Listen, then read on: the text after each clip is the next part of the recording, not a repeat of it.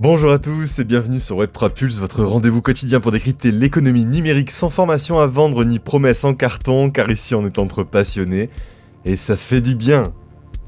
Cela étant dit, j'espère que vous prenez soin de votre santé numérique. Aujourd'hui, lundi 2 juin 2025, on commence très fort, avec Meta qui s'allie à un géant de la défense pour équiper l'armée américaine de casques de réalité mixte, boostés à l'intelligence artificielle.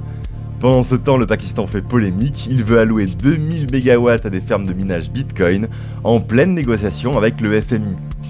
En Corée du Sud, c'est la présidentielle demain, et quelle que soit l'issue, une chose est sûre, la prochaine administration sera pro-crypto.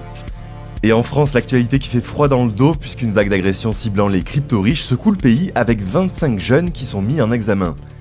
Et on finira par faire un tour du marché crypto, installez-vous confortablement, on va décrypter tout ça ensemble. Et on attaque tout de suite avec Meta qui entre officiellement dans la défense américaine. La firme de Mark Zuckerberg a annoncé un partenariat stratégique avec Anduril, start-up spécialisée dans la technologie militaire, pour produire des casques de réalité mixte destinés à l'armée américaine. Le projet, baptisé Eagle Eye, combine la puissance des casques VR de Meta avec le système de commandement Lattice d'Anduril, basé sur l'IA. L'objectif est de doter les soldats d'une vision augmentée du champ de bataille, d'un contrôle intuitif des systèmes autonomes et d'une capacité de traitement des données tactiques en temps réel. Mais ce tournant n'est pas anodin, Meta réoriente ses milliards investis dans le métaverse vers des usages militaires en s'inscrivant dans la lignée de Microsoft, Palantir, Anthropic qui collaborent déjà avec le Pentagone. Une militarisation silencieuse mais massive des technologies immersives et d'intelligence artificielle. Et on poursuit avec la Corée puisque les Sud-Coréens élisent demain leur prochain président et fait rare, quel que soit le vainqueur, le Web3 gagnera.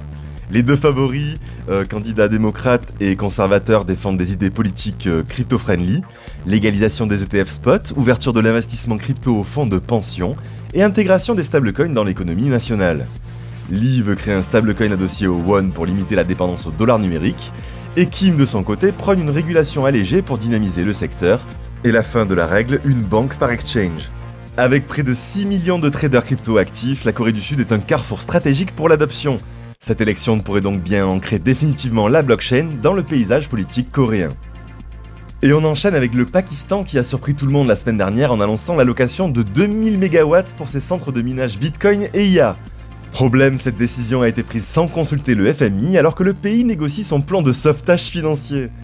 Résultat, l'institution de Washington a immédiatement exigé des clarifications.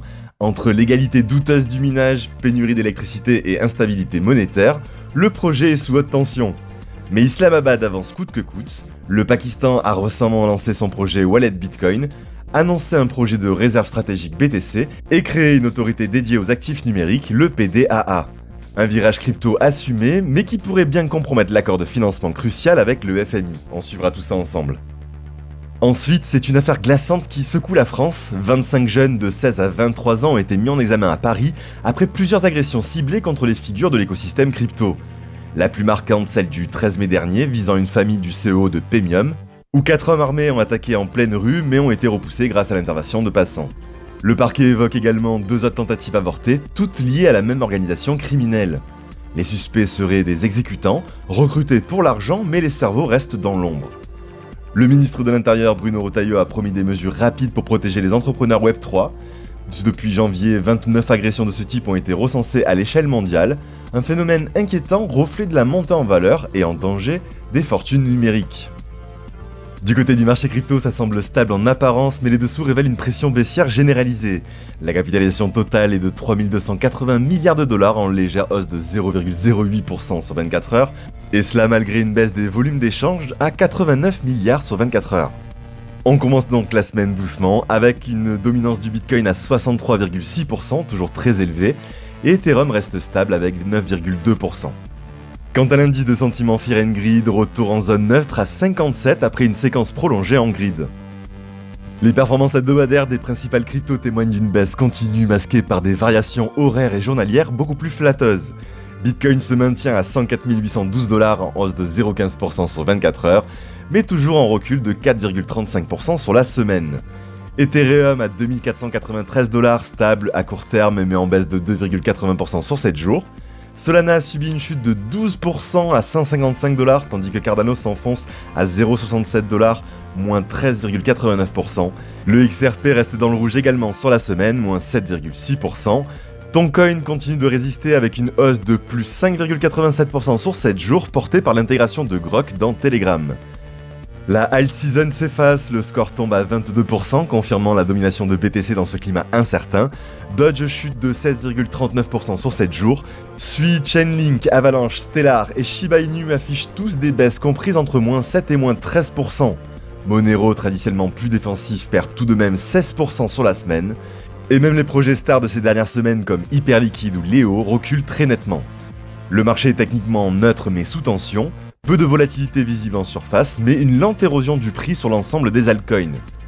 Les capitaux restent positionnés sur Bitcoin et les stablecoins dans un environnement attentiste.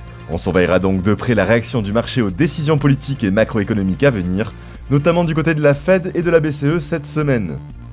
Voilà, c'est tout pour moi, j'espère que cette vidéo vous a plu. Si c'est le cas, merci de liker, commenter et abonnez-vous. Jouer le jeu, ça me donne énormément de force et de motivation pour la suite.